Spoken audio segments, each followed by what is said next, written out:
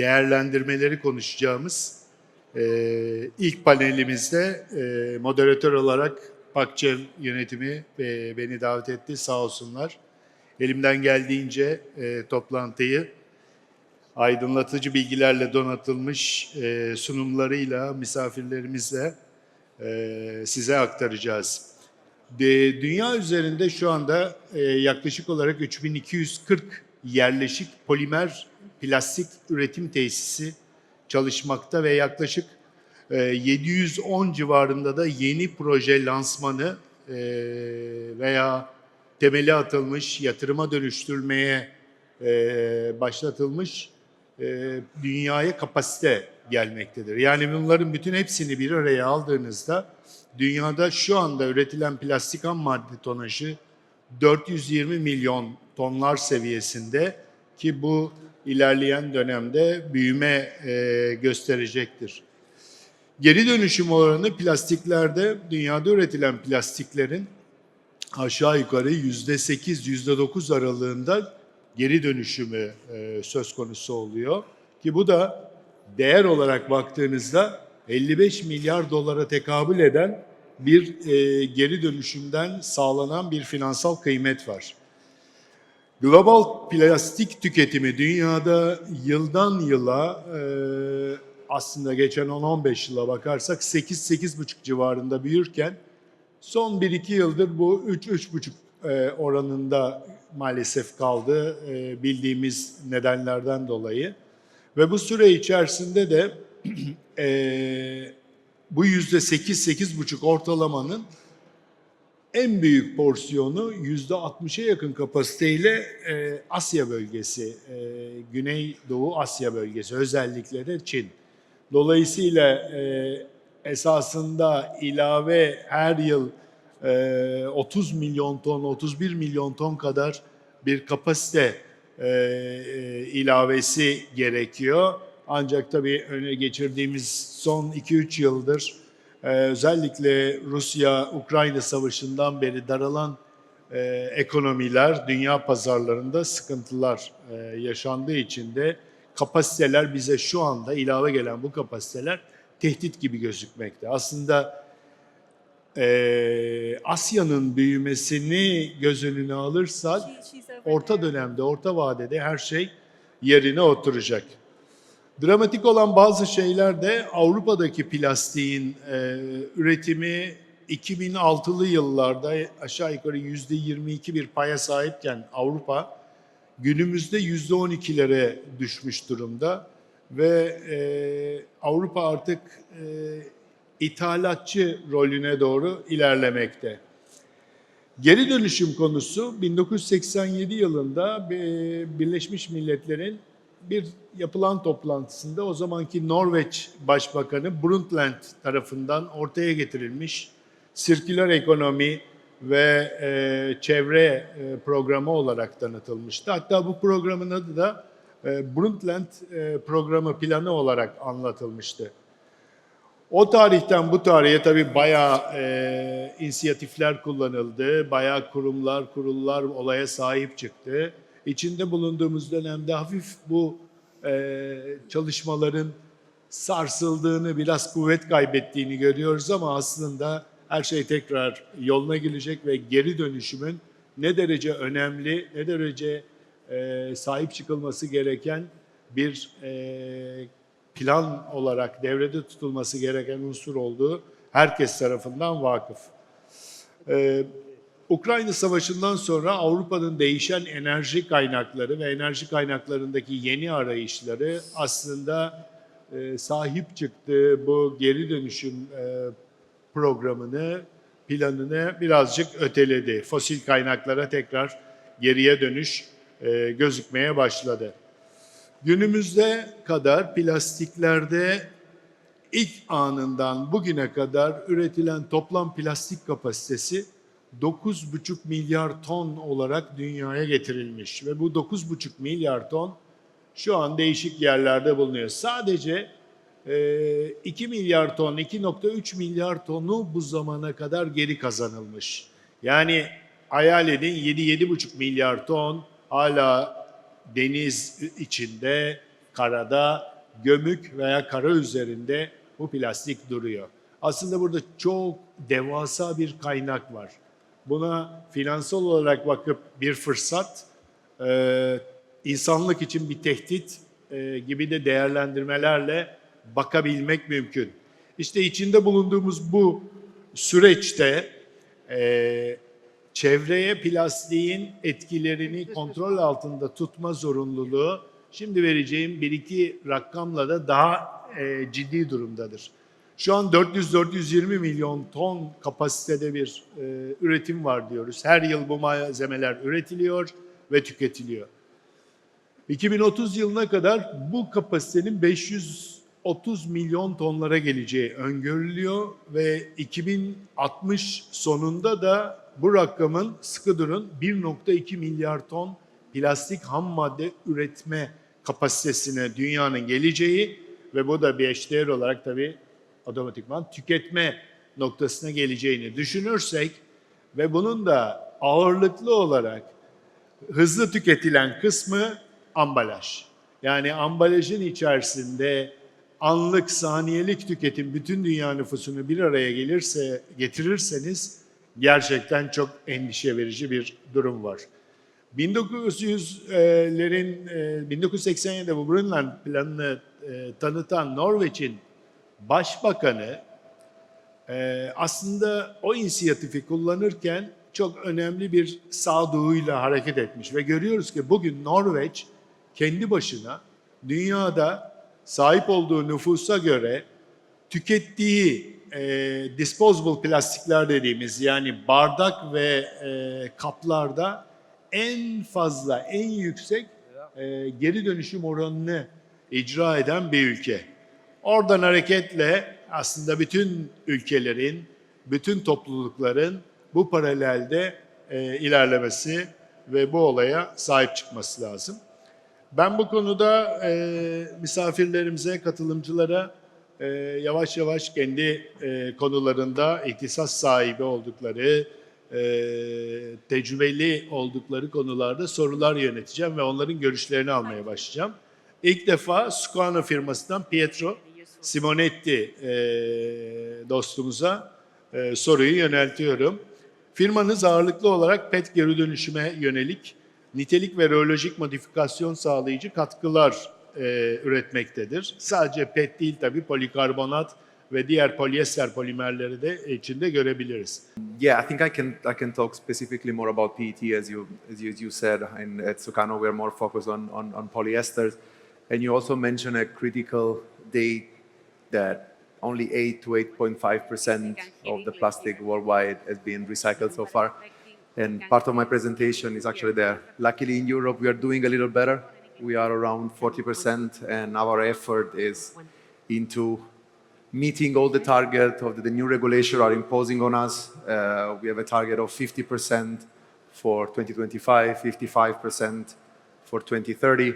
And specifically in PT, data looks more promising, more optimistic.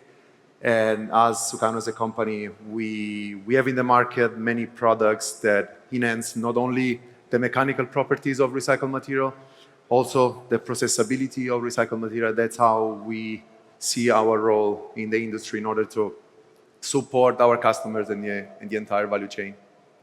Thank you very much for having me. As I said, today I'm representing Sukano. We are a family-owned business based in Switzerland. We are present worldwide with our 3 plants in 3 continents. And as our moderator already said, we are active in the manufacturing of additive and color master batches for mostly polyesters, but also biopolymers and other engineered resins. Today, I want to open my presentation with a few data about a total packaging waste generated in Europe. As you can see, per capita, so per person, in the last 10 years, this amount went up roughly 20% from around 155 kg to around 190 kg. On the right-hand side of the slide, you can see that 40% of this 190 kg is essentially paper. And in the second place, you have glass and plastic that make each 20% of this 190. So let's put a label on plastic. Each person in Europe consumes and then generate waste for around 38 kilo per person per year. Now, if we zoom in into the plastic section of this quantity, so this 38 kg, I wanted to show you how we are doing in Europe. As I said before, we are doing relatively better than the rest of the world. The first column to the left is the average of the 27 countries in the EU. We currently recycle roughly 40% of the plastic waste that we generate. But as you can see, unfortunately, there is a huge disparity among the European countries. Let's say we have certain countries that are doing better, that are already around 55% recycling rate, but then there are other countries where we go down even below 20%. Also in this graph, I decided to set the two bars, which are essentially the target that the PPWR regulation is imposing on us. As you can see, we have a target of 50% for 2025 and 55% for 2030. As this graph clearly shows, only a few countries will be actually able to meet this target, and for the others, there is still a lot to do. And yeah, we have to put up our sleeves and really go down to business. With this slide, I want to further zoom in into the situation with among all the mixed plastic, specifically about PET that I said before, it's our core business. Not only in terms of the amount of material that is actually recycled, which it looks much, much better than all the other resins, but I would like to put the focus on how much recycled material we currently have in the PET-based packaging in Europe. So the last data available are from 2022, and as you can see, we have around 24-25% in bottles and 45% in trays. Also in this case, I decided to show you what the target from the PPWR are.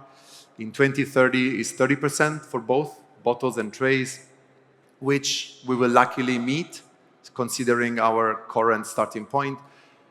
The target is more ambitious for 2040, mostly for bottles, where we will have to reach a recycled content of 65%.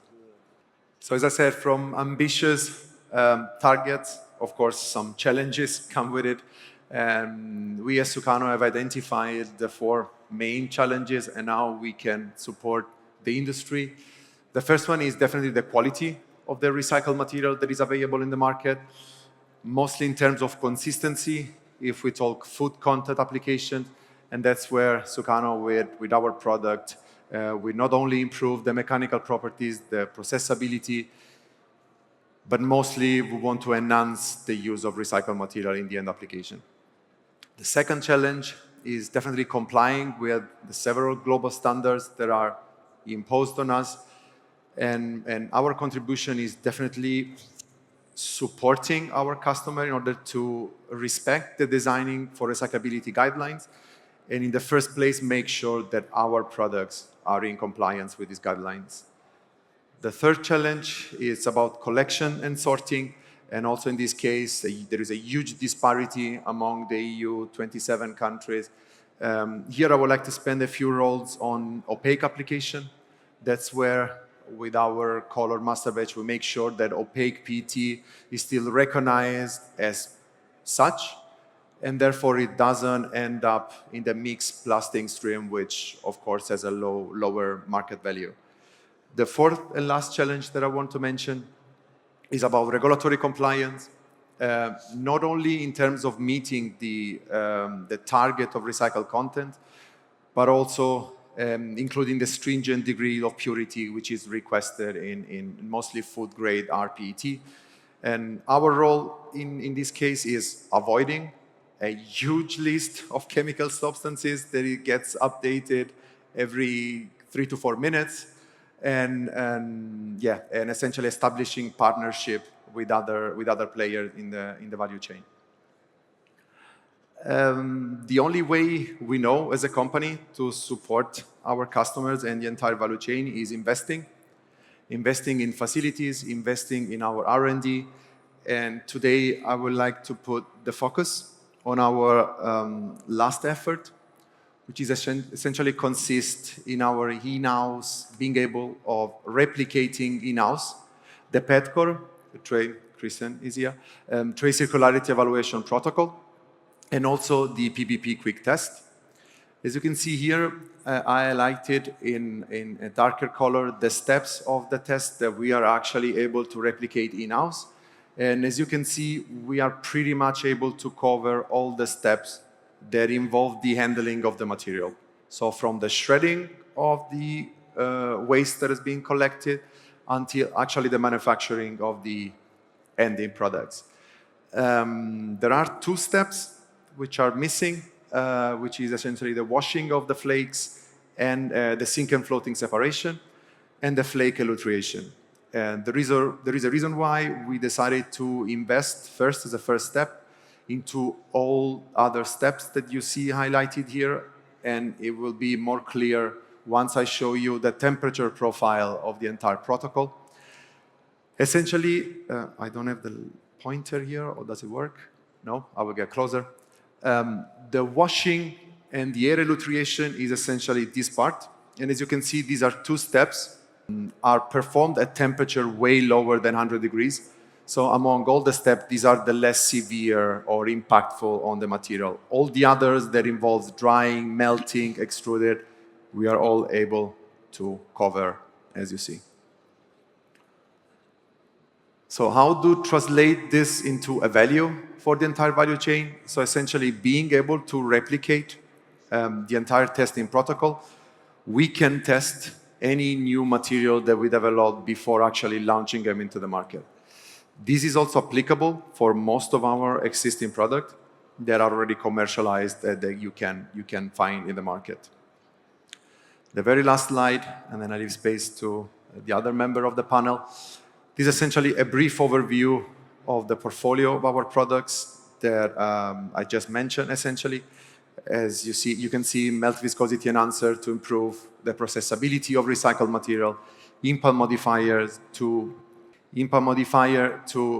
improve the mechanical performance of the rPET, color correction master batches to improve the visual appearance of the material, and then talking about opaque application, the NIR detectable colors that I said allow us to sort opaque PET as such. And we also wanted to give our contribution in terms of recycled content of the end application of the packaging material.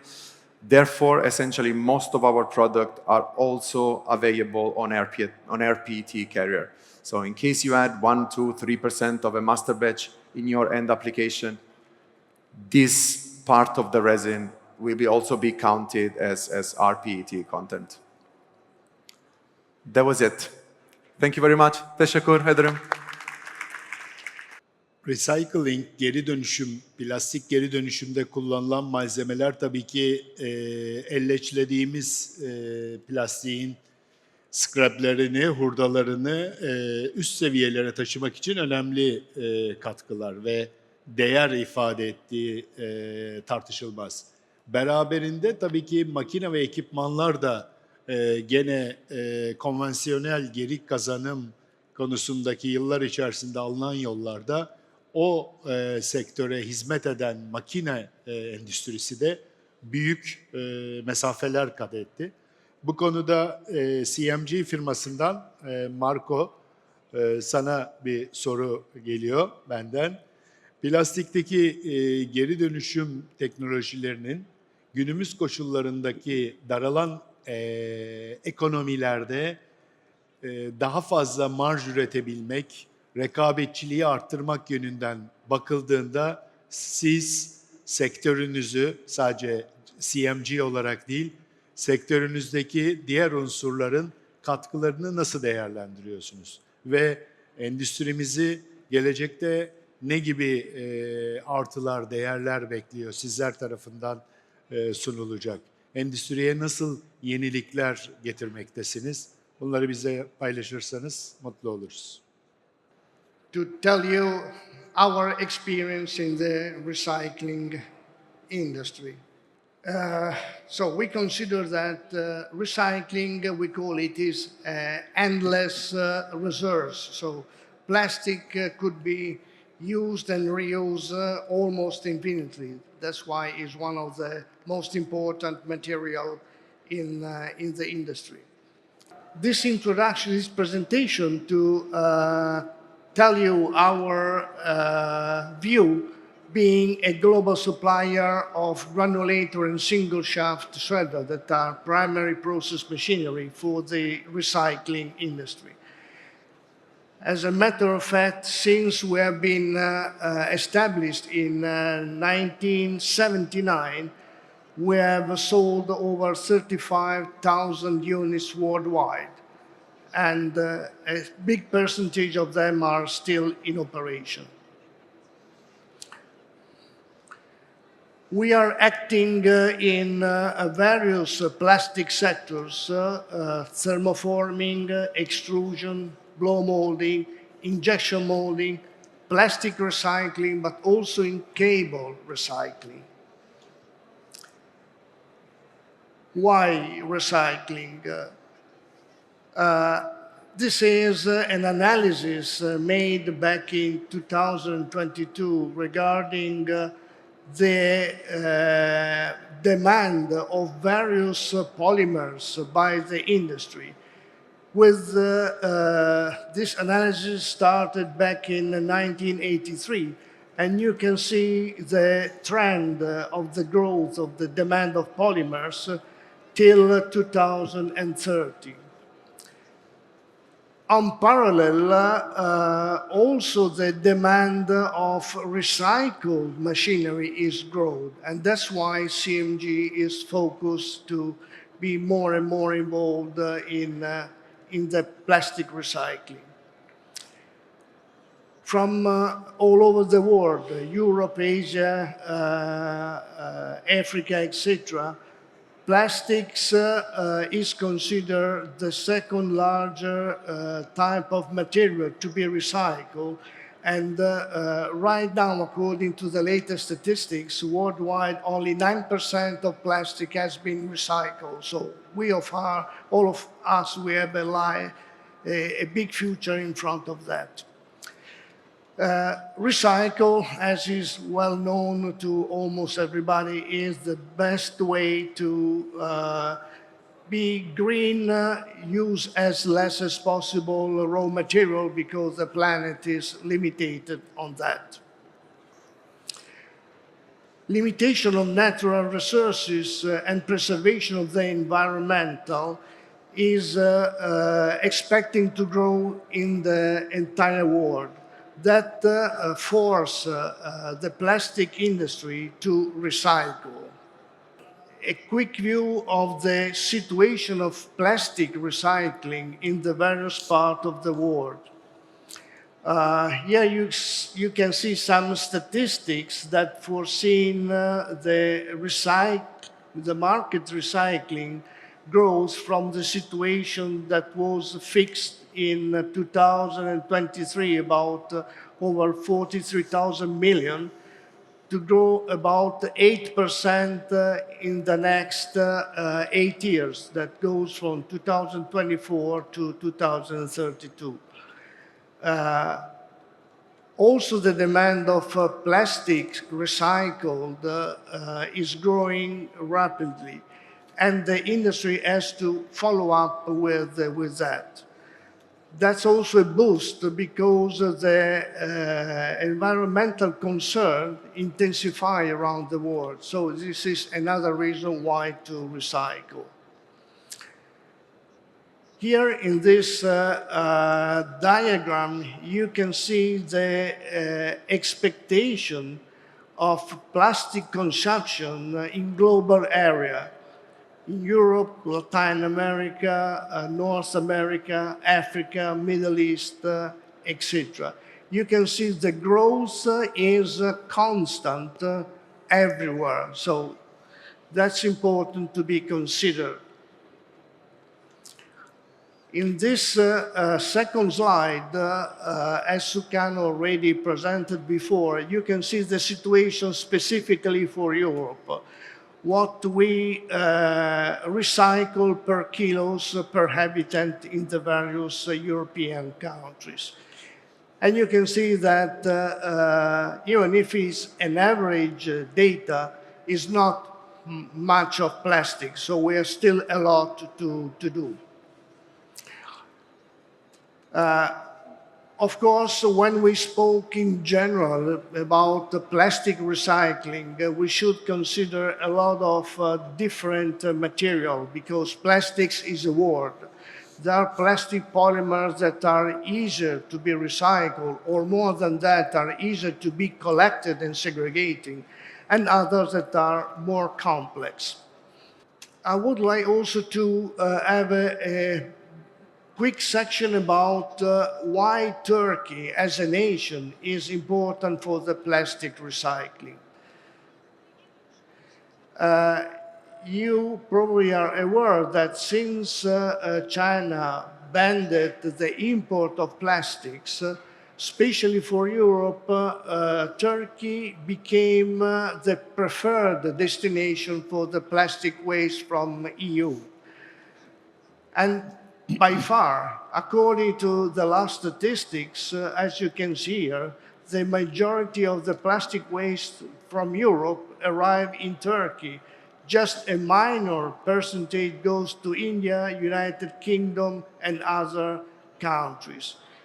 So that means that Turkey is a perfect country where to recycle, because you will have the possibility and the beauty to use plastics scrap as a natural resources to develop your industry and your business.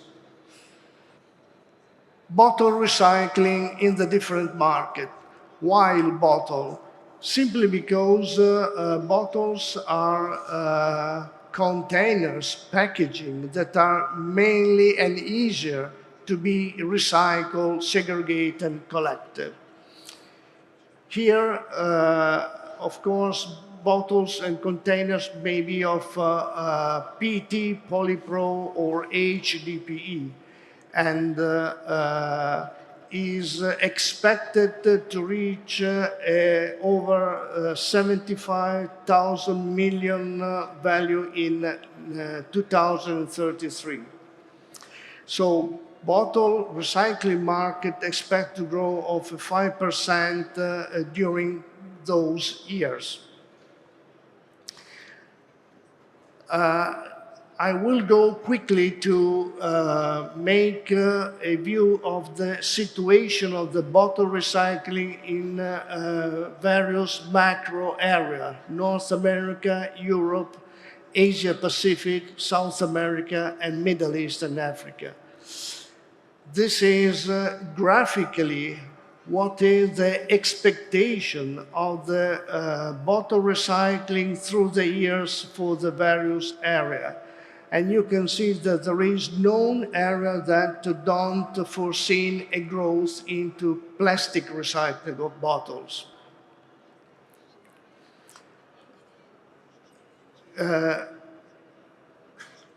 Globally, according to the last statistics, the bottle recycling reached a percentage of 27% of the production.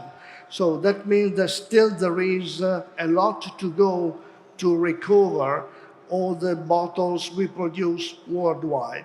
Of course, in some areas, this percentage has been beaten, so is more than that, but in other areas of the world is less than that. Again, according to the latest statistics, these are the expected growth area by area. For example, in the North America, the plastic bottles market supposed to grow of 4.5%. In Europe, even more, 4.8%, in spite of the fact that in Europe we have a big number of bottle recycling plants. South America also expect an even more growth in bottle recycling, up to 5.7%, thanks to the fact that they are starting to consider the bottles resources to be reused into the industry. Likewise, in the Middle East, they almost foreseen a 5% growth of recycling bottles. Africa is probably the area where, according to some analysis, our expectation as well, we foreseen the highest growth of recycling for bottles. As a matter of fact, we as CMG have been involved in more than a project to install the large recycling complex in Central Africa and South Africa. Plastics recycling, of course, is relatively simple, but according to our technology, the beauty of our machinery is that it gives a consistency of the dimension of the flakes produced. That's a big advantage for further operation like washing and re-extrusion. We have a very good cutting system, so not curled flakes that might stick together and make troubles during the feeding and reusing, lowest dust generation, and we maximize the percentage in size on a certain dimension. That helps the other process. Lower temperature to avoid the degradation of the polymer during grinding. Likewise, in parallel, also the food packaging is growing, and we are traditionally involved since decades in the thermoforming. So we also saw that many thermoformers will increase their recycling capacity. Also in this market, the trend is of a constant growth. You can see here that either for thin gauge or thick gauge, the use of polymers and consequently its recycling is supposed to constantly increase during the next coming years. In many cases, there is a mix of connection because in the thermoforming, often customer utilize also bottles, so they came from another process to be recycled and used into their packaging. Market growth is the expectation. The challenges is to make also the thermoform container more and more with recycled products. And the perspective is that also the industry and the market will accept more and more plastic recycled. Also a boost to this is the marketing awareness. So also the people that utilize the packaging are more and more concerned in using material that cannot be recycled. So plastic is a perfect material for that. In spite of the material composition, it's possible to recycle the thermoform container even if they are multi-layer.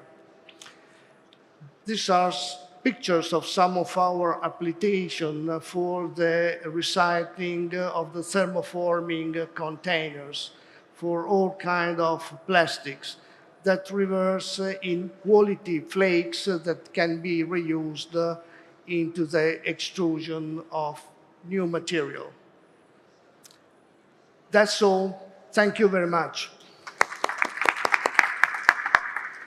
Bizim esas içeride yaptırım gücünü tanımlayan devlet tarafından regülasyonların sivil toplum örgütleri tarafından bu regülasyonlara uyumun takip edilmesi çok çok önemli.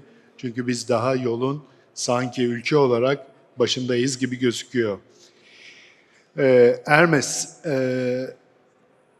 sana bir soru göndermek istiyorum. Polyester ve PET rezin üreticilerinden biri olarak, hatta dünyadaki önemli kapasite sahiplerinden biri olarak geri dönüşüm konusunda regülasyonları nasıl değerlendiriyorsunuz? Konuya yönelik gözlemlediğiniz tehditler, gelişen zorluklar var mıdır? Bunlar bölgesel bir yapılanma gösterir mi? İlave bir konuda benim şahsi merakım, özellikle PET polyester geri dönüşümünde giyim üzerine olan kumaşlarla endüstriyel teknolojik kumaşların trendi, gelişimi nasıl gidiyor? Bu konuda bizi aydınlatır mısın lütfen? Thank you very much. It's always a pleasure to be in this city with such a great history. And last time I remember in a big conference in Istanbul, it was in 2019 actually, that we were discussing, at that time I was working for these guys in Europe, so for the bottled water industry in Europe, and we were pushing for the deposit refund system because we were discussing about recycling, but you cannot recycle something that you don't collect. So, and Turkey in particular, very similar to my native Greece, we were landfilling a lot of our waste. It was more than 80%. Not that the other countries, it was shown earlier, but not that the other countries are hugely higher on the recycling rate because they have incinerators. So the question is either incineration or landfill. Now, of course, we have the 10% landfill. Of course, some countries were given 5 years more, like Greece and others, that they were landfilling more than 80% to reach that level. But the point is not to go to incineration, to go to recycling and to utilize something that is very valuable resource. So, I'm Ermis Panagitopoulos and I work for Indorama Ventures. For those who don't know, Indorama Ventures is the largest recycler in the world of PET, but also the largest producer, VPET producer in the world. So just very quickly, because you will be hearing a lot of speeches, a lot of numbers, a little bit tiring, I will try to make it not looking at the numbers, but giving the message on each slide. So here you see global presence, 117 factories all over the world, in every region. When I started almost 3 years ago, we had more plants, and especially in Europe. That's the message. In Europe, we are going backwards in terms of recycling plants. We haven't closed because we try very hard, but virgin plants, we closed. Why we do that? Because of not competitiveness in Europe. From every angle, if you are in, because we have, I will show you in the next slide, which is Çorlu, just outside of Istanbul, we have a plant, it's a virgin plant. If you are in Turkey, it's much better than if you are in Greece. In Greece, all the environmental legislation, I'm talking about Greece, not because I'm from there, but it's just on the borders. You need to comply with all the environmental legislation if you are in Greece. Some kilometers away, you don't need to comply. It's a choice if you comply or not. Like the food contact RPET is being pending for next year to be allowed, like it was earlier this year in India, for example. In China, they are having discussions. But all over the world, they are discussing about recycled PET. So it's the bright future of recycling is there. The point is that it's being promoted and not going backwards.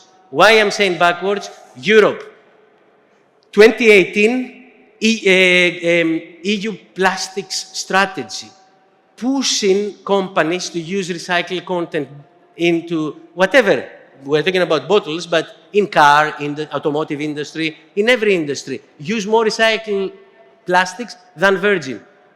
In Europe, we go back now, we say, no. Waste hierarchy is avoidance. Then reuse. Then if you cannot avoid or reuse, then you go to recycling. So it's going backwards for the recycling in Europe because of environmental legislation, despite the 25% RPET from a single-use plastics directive, or the 65% in 2040 from packaging and packaging waste regulation that passed early this year. So, as far as the company is concerned, if you look at this picture, we are present everywhere. You can see the locations is the plants. If you add them, it's 117. In terms of the revenue, you can see the difference with the US. Less plants, more revenue. So the point there is you need to decide as well. In Europe, we decided to be dependent on energy from wherever. We used to be from Russia, then LNG from US. The US were buying natural gas in the past from Russia. Now they don't anymore because they have shale gas, the fracking. In Europe, we decided it's not environmental friendly, and that's true. It's not environmental friendly, but brings the price of energy down. So we are not competitive in Europe. And the competitiveness gap can be energy related, but also there can be raw materials that we are not competitive towards Asia or the United States. And that's the reason why we have some plant closures in Europe. Now, this comes back to the plant closures. EU legislation that I said in the beginning, you are some kilometers away from Turkey, you need to comply. Here, you don't need to comply. Look at this situation, how madness it is. And of course, the last 5 years, there were some personalities that pushed the Green Deal perspective. Basically, if you were saying in the last 5 years in Brussels, I'm located in Brussels, in Belgium, I'm the lobbyist there. If you were saying that you come from industry, you were considered like,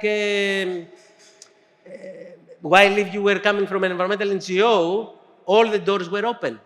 So, and that's not the business perspective that someone needs in order to invest money for a long term, not backwards. And in Europe, we know very well that for many legislations, we go one step, and then because of challenge from environmental NGOs, we go back. So now, clean industrial deal, apart from all this that you saw that we need to comply, I don't go because you will have the slides, a lot of legislation.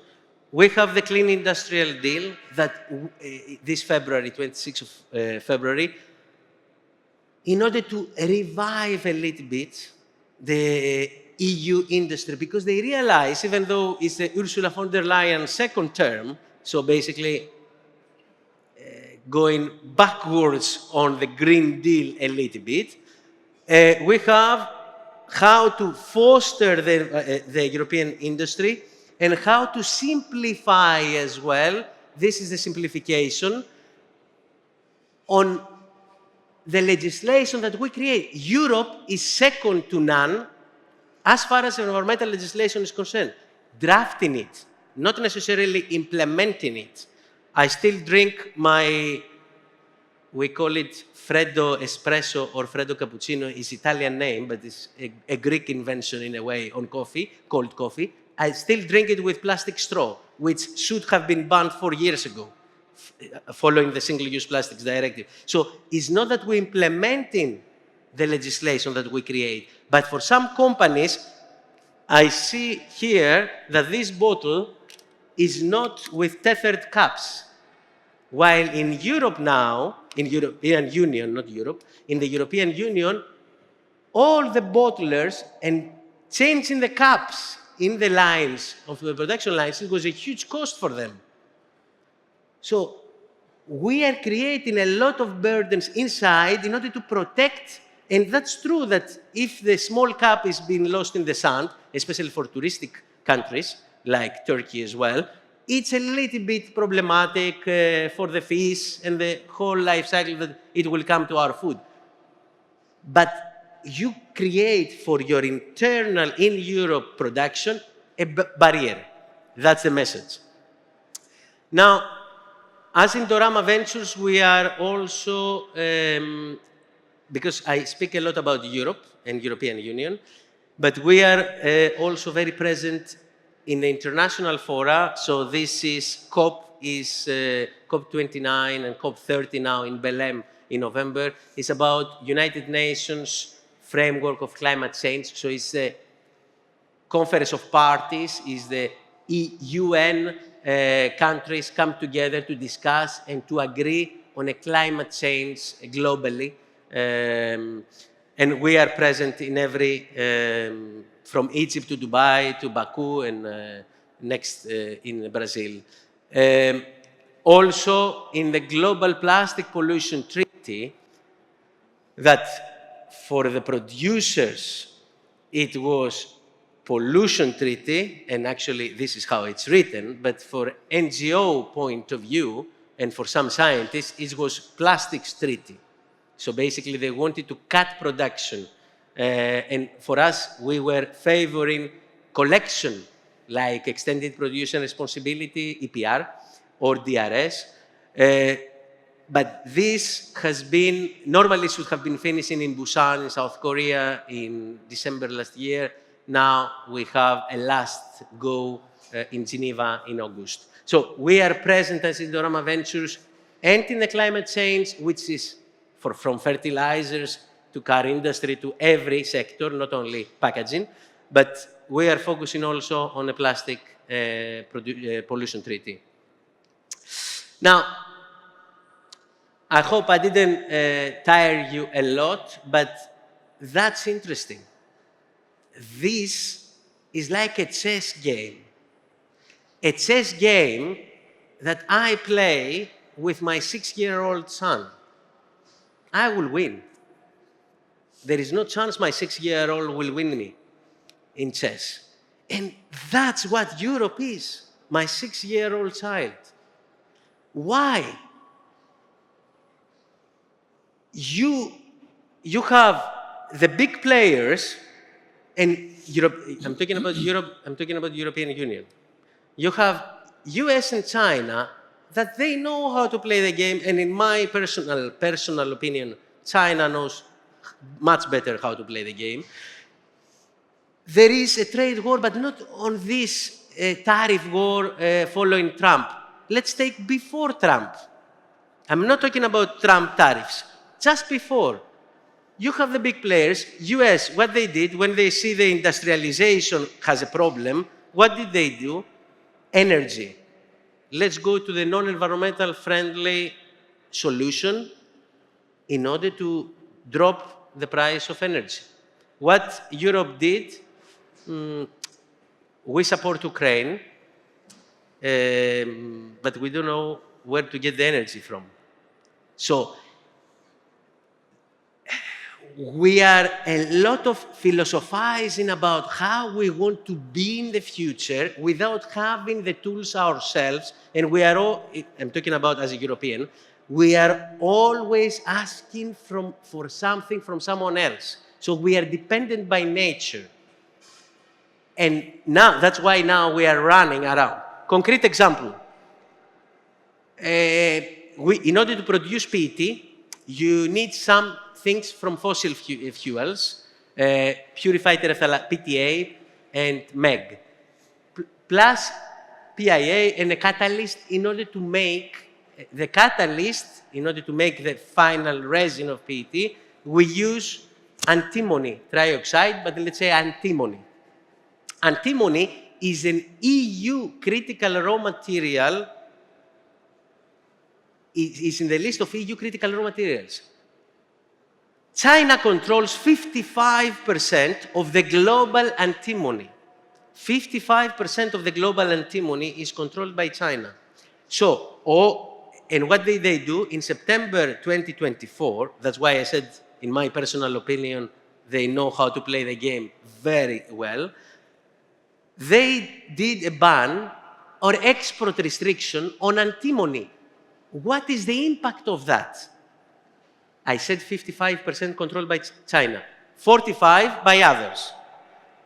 All the world needs to get the 45 pie, which supply-demand, higher price. So that means that in Europe, we have the problem of much higher cost in order to make our resin, much higher cost. So this is raw material.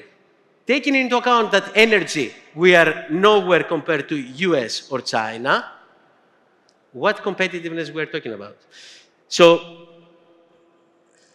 I will close with a positive, because that was a little bit of crying message, but unfortunately, for the last years, this is the message that I give, because I'm based where I'm based. Education. It's very important to have an education part as well, and that's what Indorama Ventures is doing with Yunus Foundation, because we said, you have, in parallel to the economic incentive, deposit refund system, the fact that you put, since January, if I'm not mistaken, this here, it's very, very important. And actually, you don't need education, because when it's painful in the pocket, it will be done. So education in parallel is very important. And what is this? It's an open source. WasteHeroEducation.com is a teaching materials from teachers to school kids from kindergarten to university. In university, you speak about SDGs, Sustainable Development Goals.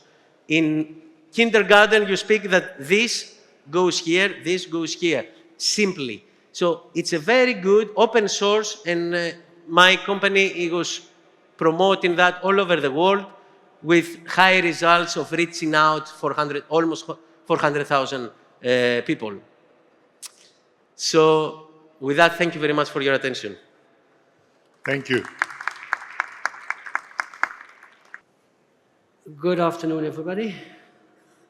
Thank you for the organizers for inviting Green Dot to present what we believe is important for the future on the circularity of the plastics industry. I've been myself very much involved in this over the last 30 years in a different capacity. I was the managing director of the European Plastics Converters Federation, which had about 50,000 companies converting plastics, recycled plastics and virgin plastics. And I was managing the European Plastics Recyclers Organization also for 20 years. So I've been seeing the evolution over these 3 decades, how the plastics industry basically had evolved, and knowing that you have to move from recycling also to full circularity if you want to survive and decarbonize the industries in Europe, something Europe needs, but something the planet needs as well. I joined Green Dot more than 2 years ago, basically because I wanted to live by myself how circularity would be possible.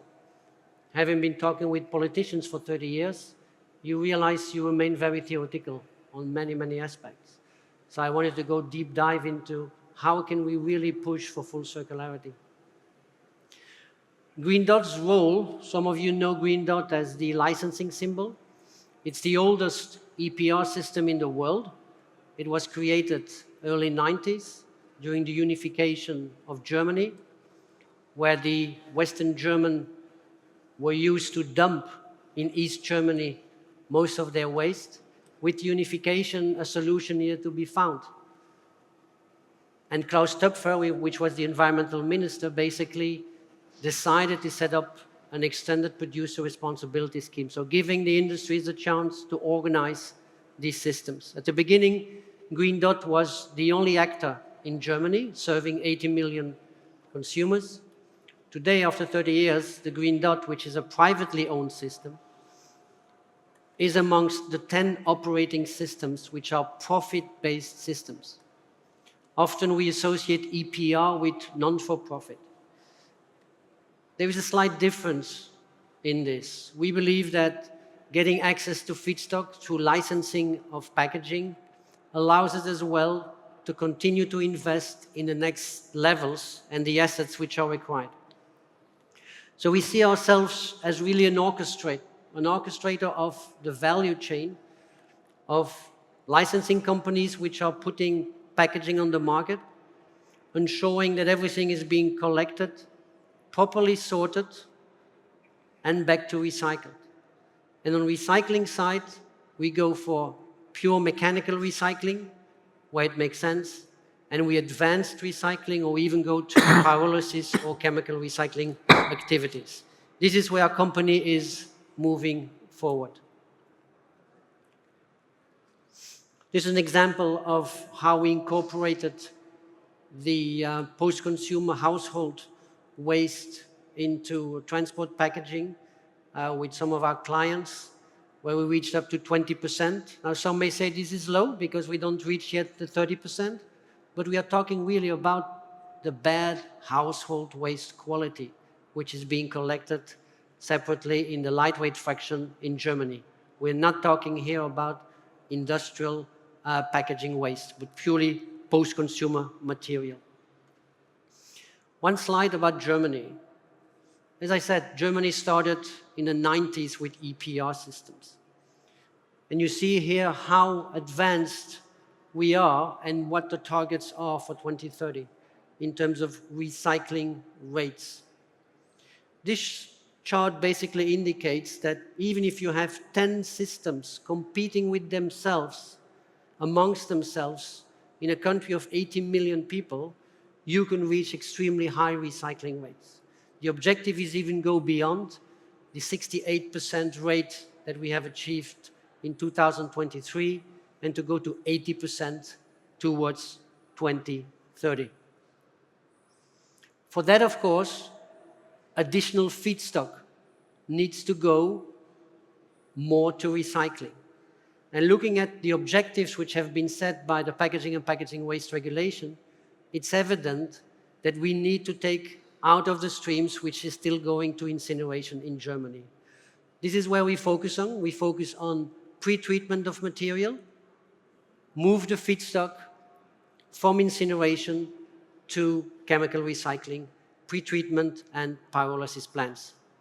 With it, we are able to supply pyrolysis oil to naphtha crackers in Germany, other parts of Europe, in order to produce circular polymers. So this is basically our business model. This slide is showing just a project we had with PepsiCo, how we orchestrated the whole supply chain, moving from using Plastics Energy as technology provider. We then moved the produced pyrolysis oil to Ineos. They made sure that Irplast was making the first polypropylene film, laminated at Amcor, and sold to PepsiCo. So this is just an example of many which are taking place right now in order to prepare the future requirements of the legislation in 2030. I would have liked to show a video, but I think maybe just to indicate if there is a link, we can show the video, which is a video on our sorting facility that we have invested in Austria, which gives you an idea on how complex sorting is today, but how complex it has to become if we need to define and segregate the waste streams according to the different polymer types. This is extremely important if we really want to move forward on the recycling content targets for each kind of polymers. I understand there is no possibility to show the video. Earth and a flat surface here. We, however, see a blank slate. From the very beginning, we had a clear vision to make history here. In 2023, we entered a new era of plastic recycling and began constructing a plant of the superlative, unparalleled in Austria and throughout Europe. The location in the heart of Europe at the Upper Austrian port of Enns allows threefold transport connections via road, railway, and by ship. On site, we focused on sustainable materials and a largely energy self-sufficient line operation. The result is Europe's most modern plastic sorting plant, a digitized high-tech wonder equipped with sensors and artificial intelligence, capable of sorting 100,000 tons of plastic waste per year into over 20 raw materials. With this sorting depth, we significantly contribute to achieving recycling quotas, not only in Austria, but throughout Europe. Doing so, we provide a central element for a successful circular economy and take joint responsibility for our environment and future generations. The know-how of our employees is at the very heart of our company. Their passion, dedication, and tireless efforts make it all possible and lead us to success. Today, we are not just standing in front of a plant, but we are looking at a milestone of our mission for a more sustainable future. All thanks to the cross-border recycling partnership of ARA, Verniger, and Green Dot. Treeplast, sorted for a better future. Yes, thank you. So the video indicates where we believe investments have to take place in the years to come in order to reach the objectives of the packaging and packaging waste regulation. Technologies exist, they are there. Feedstock needs to be handled, feedstock needs to be treated, feedstock needs to be fine-tuned in order to drive this circularity. We heard from Ernest how depressing the mood is in Europe right now, and he's right. I was in Amsterdam a couple of weeks ago, where the opening statement of the president of the Plastics Recyclers Europe Federation was, by 2030, you will have 50% less recyclers in Europe than today. As a president of a European organization, I was shocked listening to these kind of phrases. But things are changing. Restructuring is taking place. And Europe, which is today the only attraction pole, because we created a market for recycled content. It's the only market in the world that was created. That should not stay like this.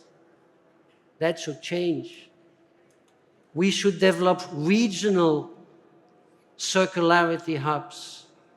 So my plea to the European Commission is export what you're good at, export the knowledge of the regulations you have set up. Maybe some adjustments will be needed, because Ernest is right, we have gone too far in terms of administration, reporting, and bureaucracy. But 80% of what was done is good. It's good for the planet, it's good for the environment, it's good for society, and it's good for business.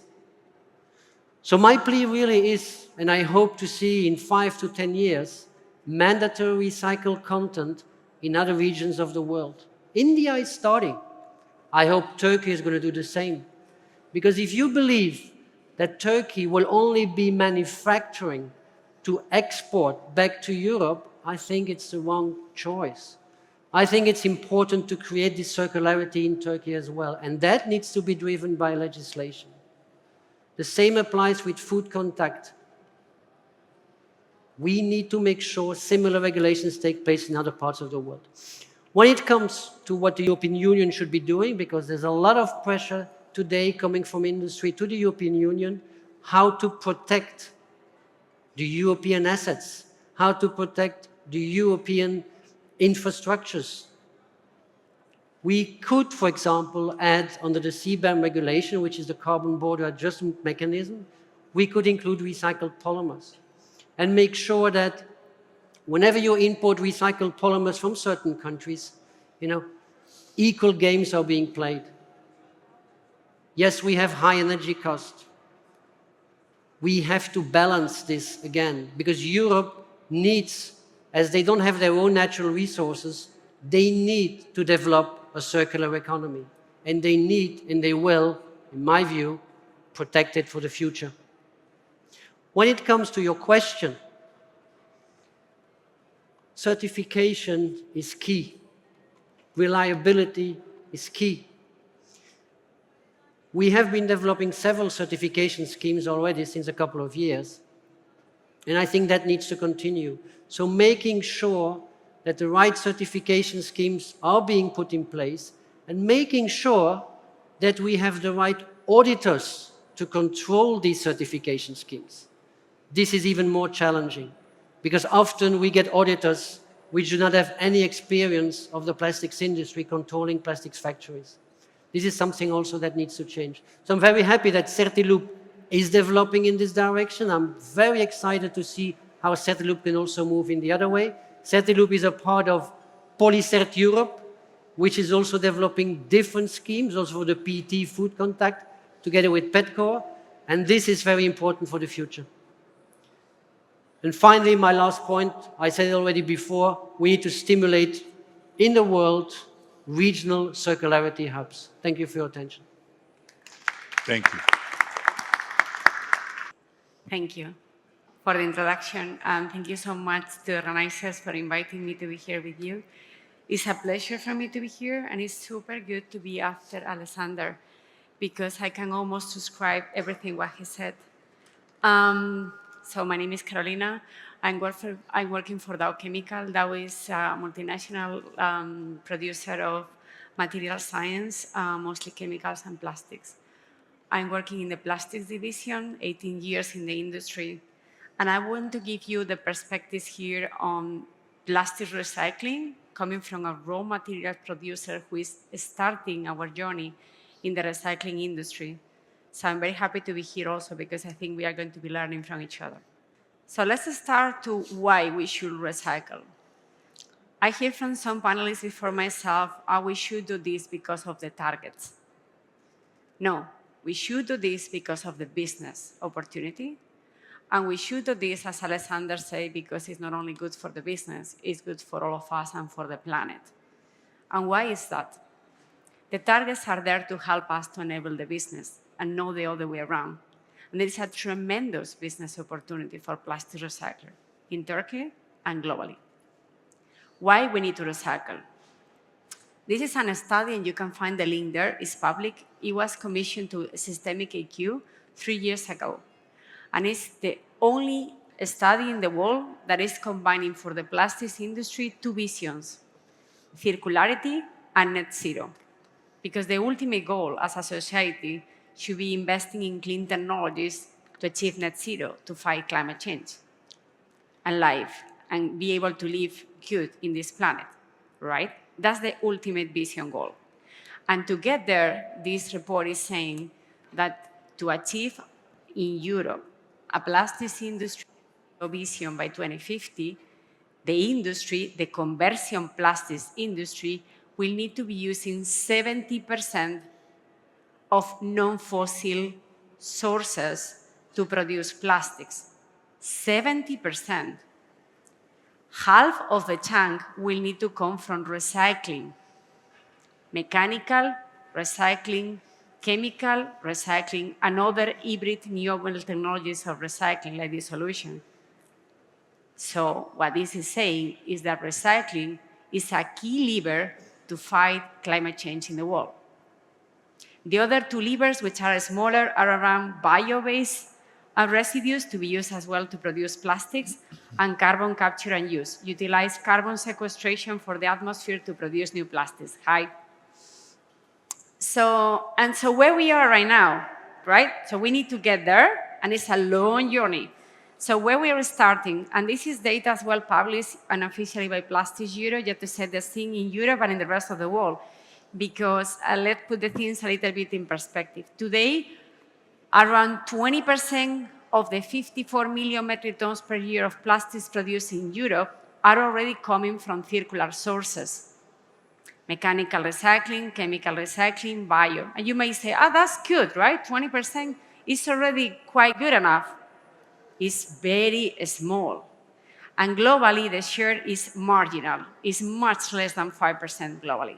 So it's a long journey to get to the 70%, right? And it's a tremendous business opportunity to create new businesses and growth, decoupling the growth of this business from the fossil resources extraction. Great, we have an opportunity.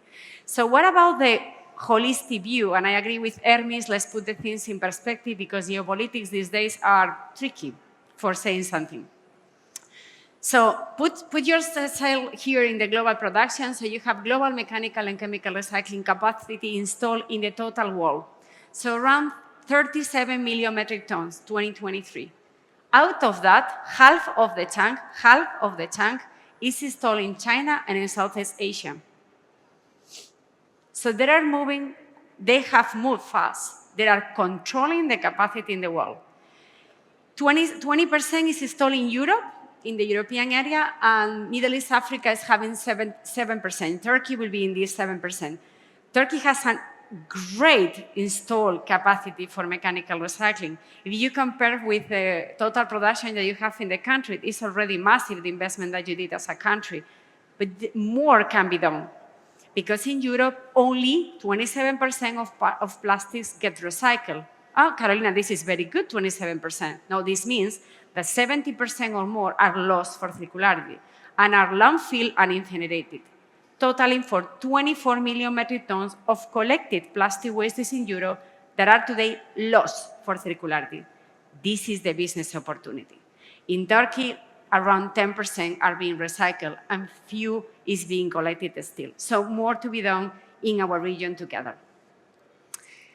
And somebody was saying we have a lot of legislation in Europe. Hermes, yes, I agree, we have a complex framework in Europe. But I agree with Alexander, is good.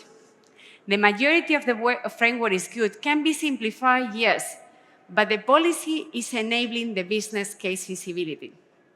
Having targets, recycled plastics content targets at mandatory level for all plastics products, packaging, automotive, textiles, consumer goods, tires, mattresses. This is the case in Europe. For packaging, approved. For automotive, proposed, coming to be approved next year. For building and construction, before 2030.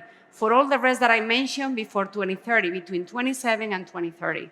And you may be saying, that's super complex. That will make the business case possible and will create value opportunities for recycled plastics in high-performance markets, which you might not be selling so much today because the markets are not yet technologically ready or able to pay the premiums of those recycled resins because they will be more expensive because more steps will need to be done to produce those qualities. But this is where the value lies. So policies are helping.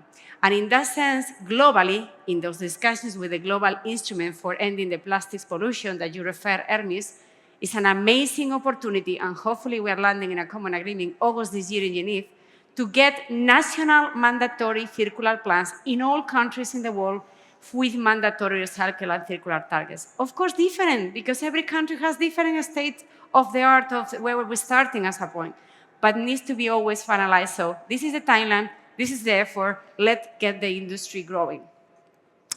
So what Dow is doing, let me just make a little bit of what we are doing. What is our vision? And it's a modest vision because we are raw materials virgin producers. So we are learning how to play in this market. That's why our conversations with all of you here are so instrumental. So we have a strategy around circularity that is forming 5 pillars, very, I would say, synthetically. We started with all materials innovations that we have been developing with partners in the past 20 years to make possible technically recyclability. So how you redesign a plastic product from the current multi-material structure that has a reason. It's not that we want to make things complex. They are complex for a reason, for performance. How we can redesign maintaining the performance, but making those polymers combinations more compatible with recycling. There is a lot of innovation behind that code and a lot of R&D projects. We have a lot of solutions in commercial reality. Second piece, mechanical recycling. We are exploring specific strategic partnerships to try to target high-value performance markets in combination of one-step compounding, huge purity of the mechanical advanced processes to be washing and having those preparations together with materials knowledge science that we have to incorporate performance boosters, because you want to increase the use of recycled plastics in high-value applications, you need to do some boosting of the performance to compensate that. Chemical recycling, Alessandra was mentioning, yes, we are, of course, having a specific program for investments with partners.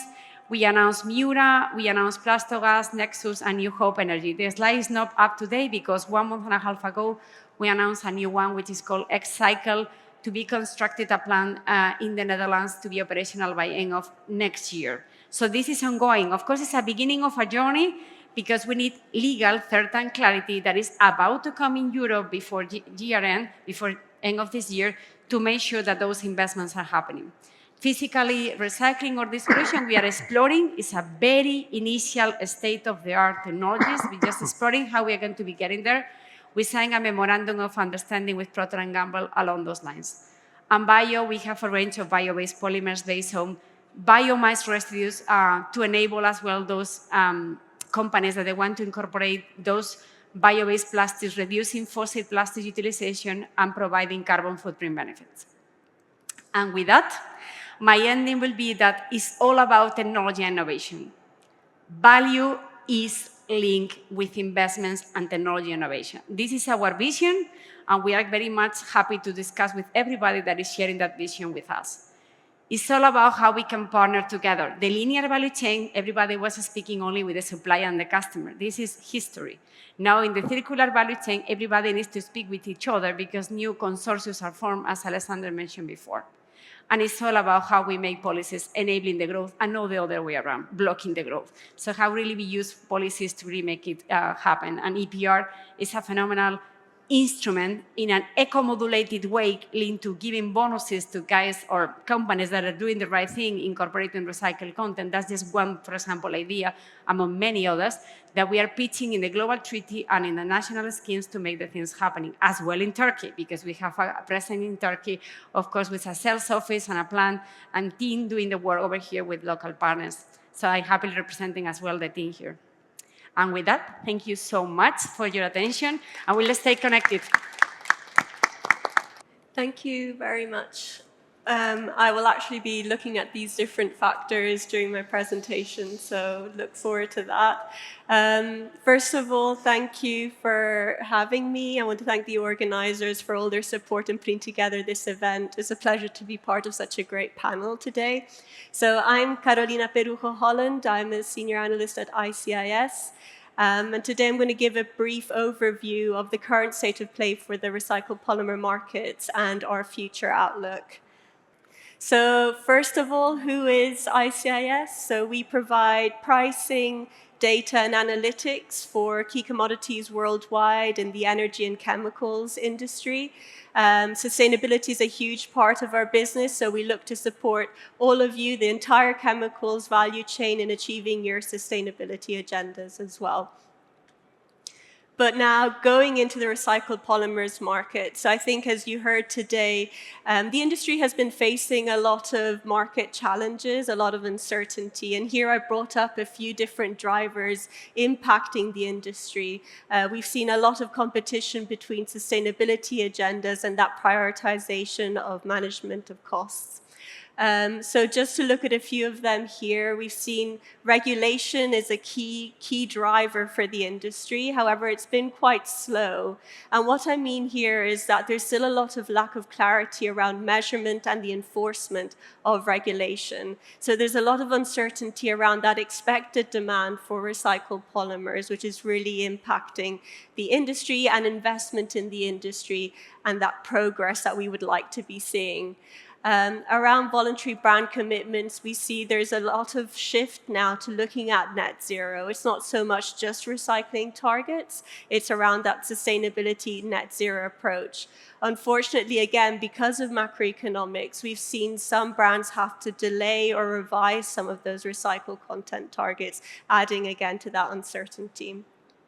Looking then at the fragmented nature, I think we were speaking about that today as well. Every market is very different, and when we talk about fragmentation, that's in terms of legislation, implementation, collection rates, sorting rates, recycling rates, adoption of recycled content as well. So it's very different profile for every different market. Competitive ability of Europe, we mentioned this as well.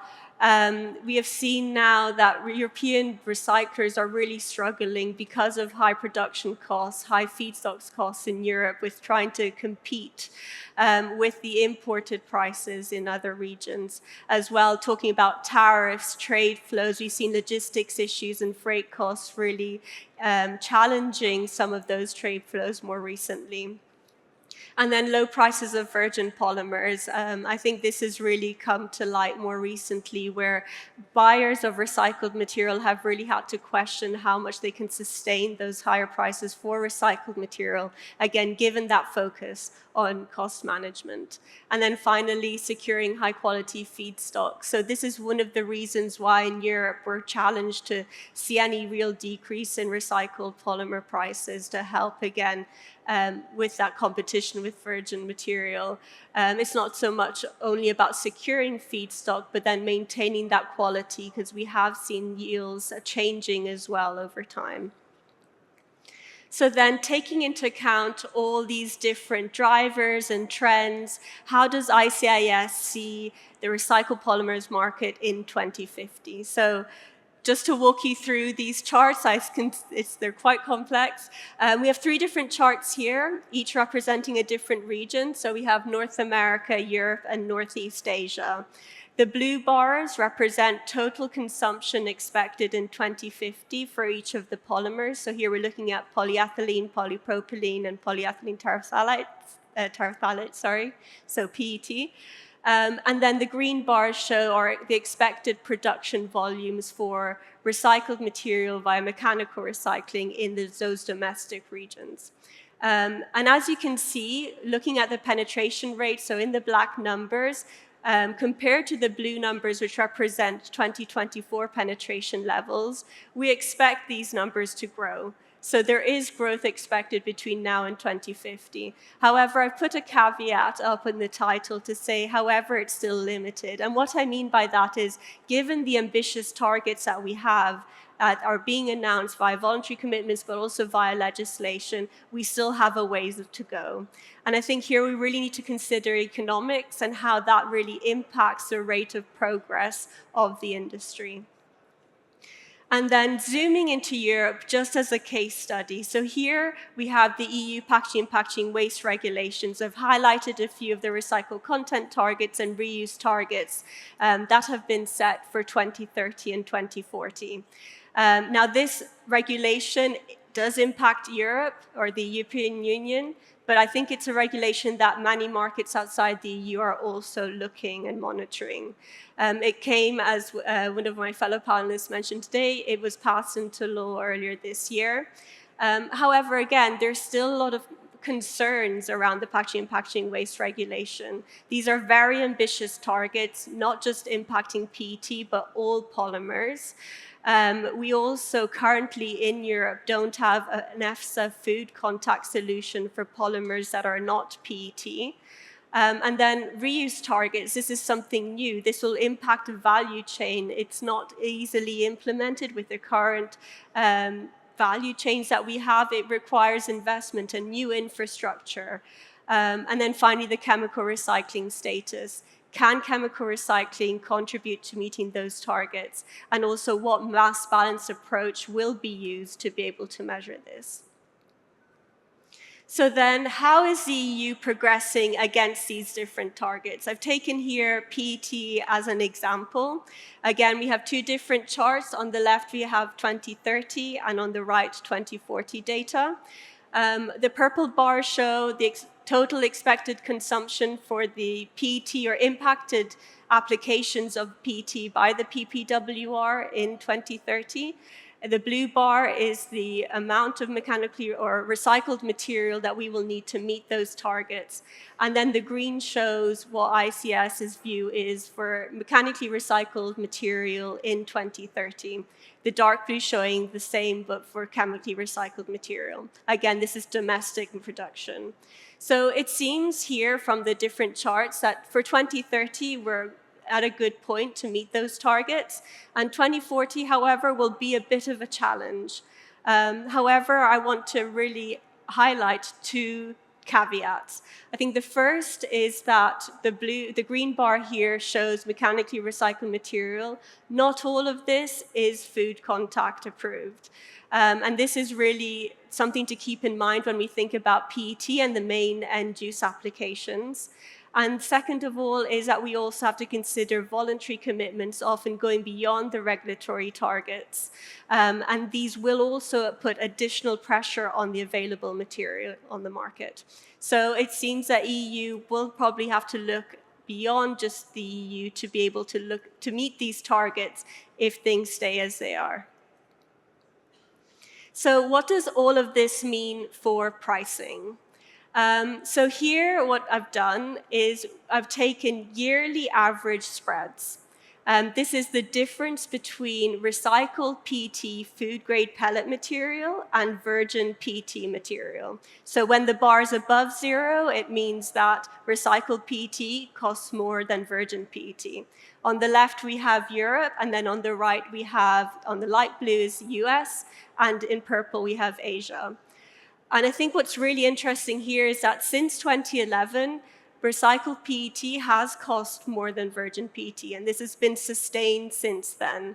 But I think what I really want to highlight is that the US is sort of mirroring what happened in the EU, but at a bit of a lag. So if you look at 2019 in Europe, we saw a big increase here in that spread. And on the right-hand side, in 2023, you see a similar uplift in the US. And this was driven by regulation. In 2019, the Single-Use Plastic Directive was passed into law in the EU, where we had recycled content targets set for PET bottles in 2025 and bottles in 2030. And then in 2023, in the US, 5 different states set packaging recycled content targets. Again, this is not a federal mandate, it's very much driven on a state level, but it had an impact on prices. Asia is slightly different. Again, legislation is very fragmented, but we saw that initiative from recycled PET producers to target overseas markets, given these recycled content targets that industry had to meet.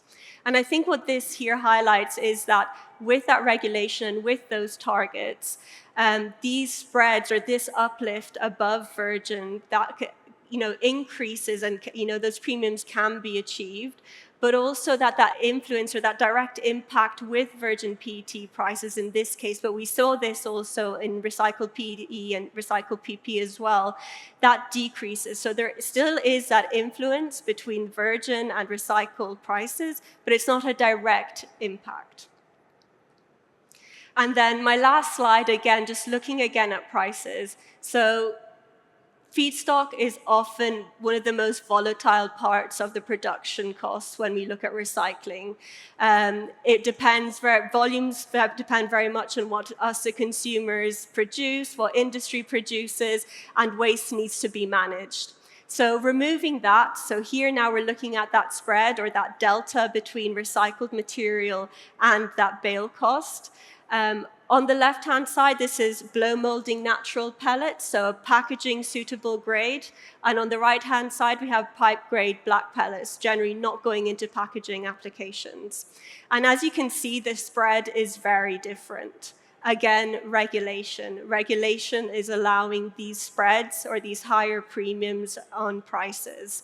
When we look on the right-hand side, these non-packaging grades that don't yet have regulation or legislative targets set for you to use recycled content, these grades are still being traded predominantly on a cost-saving basis. So they are very much monitoring what's happening in the virgin market. So although it's not a direct impact, we do still see virgin prices acting as a sort of ceiling.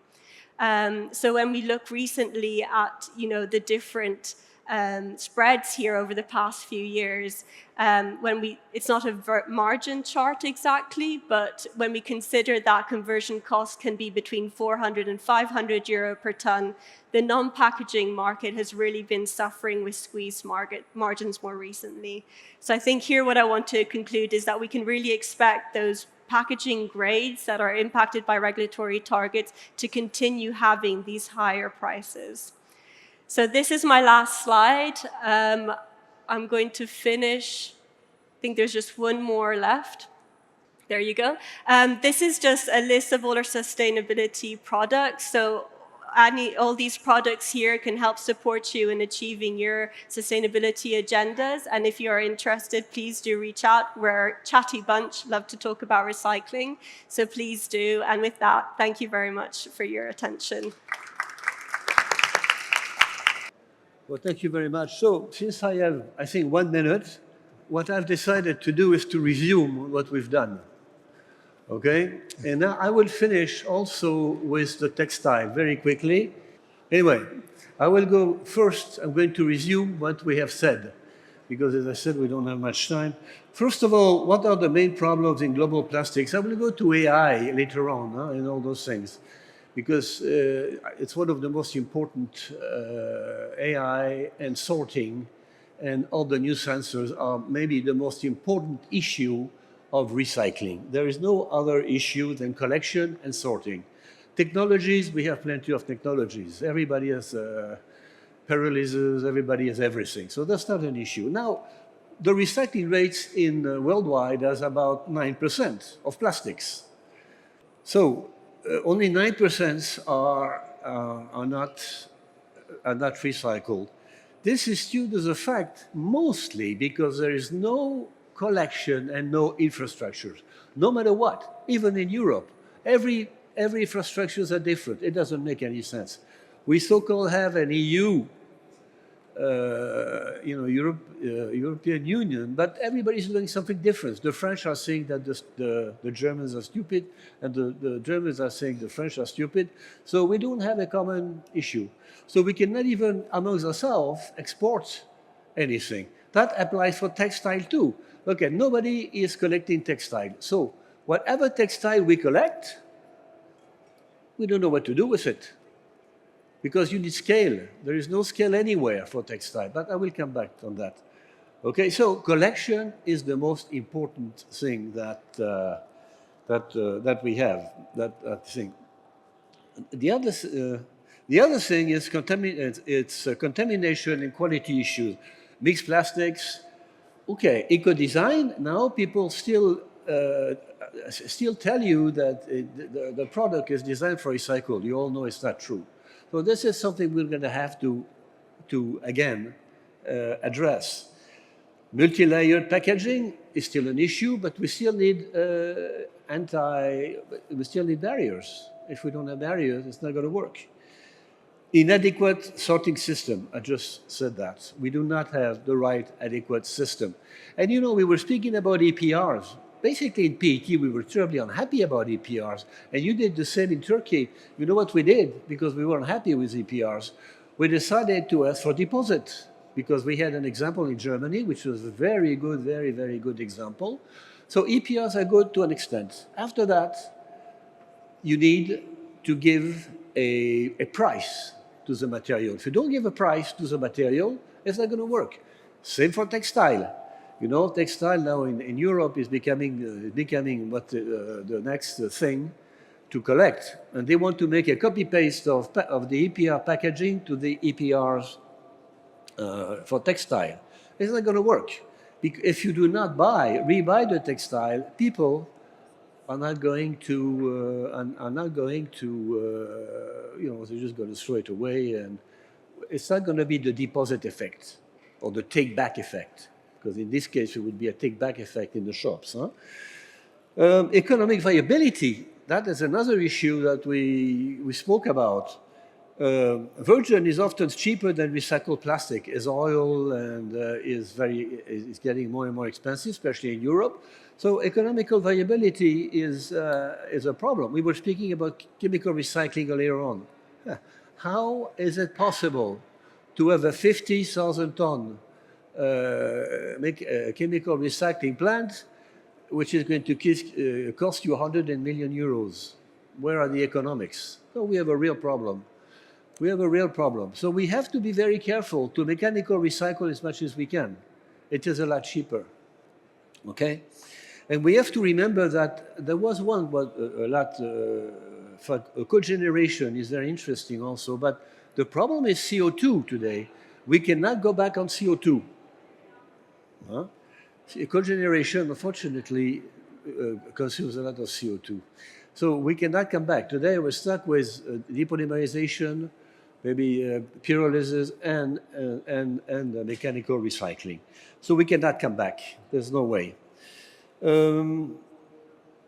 And of course, this lack of standardization, I always come back, and harmonization in Europe. Those are really the four main problems that we have in Europe. Low recyclability rate, contamination and quality issues, economic viability, and lack of harmonization. If we do not manage to do all that, it's just not going to work. Now, the trends, they're the most interesting, but those are the easiest. The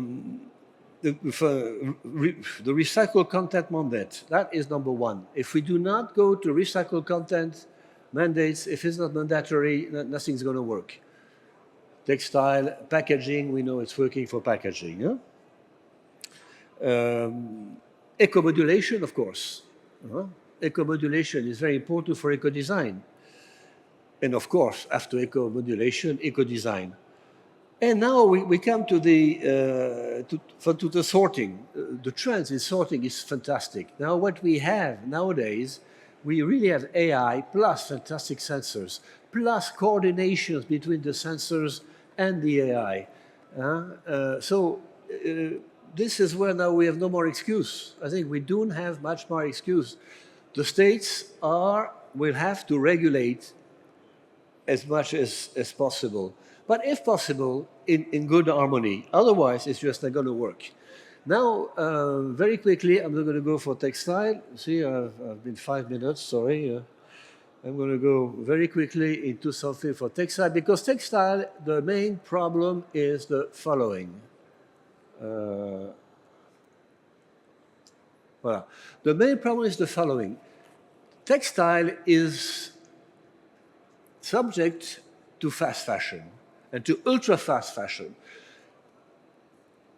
All the regulators will tell you now, you have to reuse. Textile is to reuse, but the problem is, I don't know, not in Turkey, but in Europe, definitely, we cannot reuse the ultra-fast fashion. So all this is piling up and piling up as much as possible, and we cannot export Global South. Global North cannot export Global South anymore because you have the Chinese, which are selling new material at cheaper price unused than whatever we can collect in Europe. So that doesn't work. So what are we doing in PETCO Europe? By the way, PETCO Europe, you have to know, is the value chain, the PET value chain since 1993. When you have a problem, we have the solution, because you have the value chain from the producers down to the glue manufacturer, down to the cork manufacturer, the caps manufacturer. So this is the value chain, okay? So we have an action plan for textile. Also, I've been in the PET business since 1992 as a recycler also, an executive director of PETCO and vice president of PRE, Plastic Recyclers Europe. So since we have this big issue, there is something new now. It's to prioritize polyester textile in the ESPR. And not to say that reuse is that good, is that reuse is not good enough anymore. It's just as simple as that. Reuse is not working.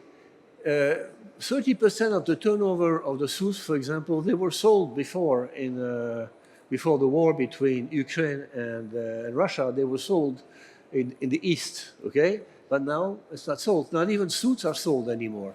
So, and in the fast fashion, we're not as competitive as the Chinese, who is flooding Global South with their material, okay? So what we've decided to do, because somebody has to do it, is to call for the Commission for a crisis plan-driven. Fast track to digital product passport. A digital product passport is something absolutely unbelievable. Voilà. You see, this is going to be in a blockchain. Blockchain is part, by the way, of this modernization of the system.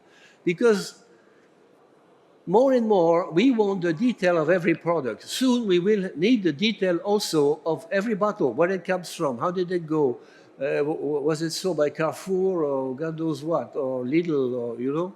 So in any case, so you see, you have the material composition, organic, cotton, recycled, origin of material, digital passport. That is really going to be, that's a revolution in many ways for the Commission.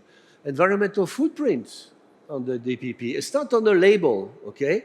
It's just, its product will have a digital passport, product passport. The label is going to be much more simple. This is for the consumer. This is for the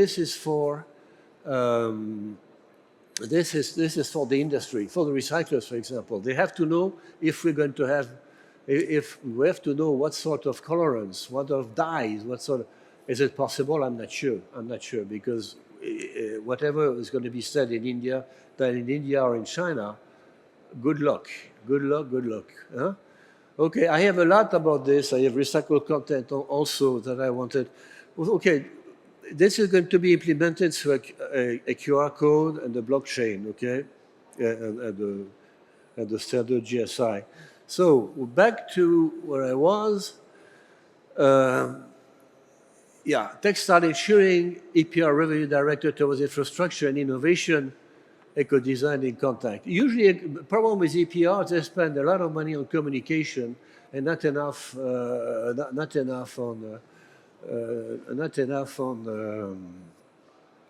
the business as such. So also for textile, it's a very important issue. We have to prove that the mechanical recycling is easy, it's a lot cheaper. Because for a 20,000 ton plant, okay, it's going to be white cotton up, you maybe going to spend 10 million. So that's okay. Not 150, not 100 million for chemical recycling, depolymerization, and have only 50,000 ton or 20,000 ton. So we're going to have to install something. We have to create a model. Today, in textile, there is no model as such. Yeah, for virgin to virgin, but from post-consumer to depolymerization, there is no real model today. So we're going to have to ask to see how we can finance with the European Investment Bank some targeting some plants. Huh? Provide interim financial support because everybody's dying. You see, the collectors are dying because they don't know what to do. The European collectors, they don't know what to do with the textile that they have done because they cannot sell it to the global south. So they will have, we will have to provide. It's all very nice to have this EU scheme, but that's going to cost much more money than packaging. And believe me, I am there for the packaging since 1991, and I think that the regulation was 1992 or something like that. No, France was 1992 and Europe 1994. Huh? So anyway, provide interim financial support for the collectors, which are all dying in Europe for textile. This is for textile. Huh? It supports, of course, the development of one more EU-funded textile circularity pilot region. We're going to have to do it on a region, and to have the scale to maybe go elsewhere. So anyway, I wanted to resume that because I don't think we have much more time. So here you go. Thank you very much for your Thank you. patience. Christian, thank you.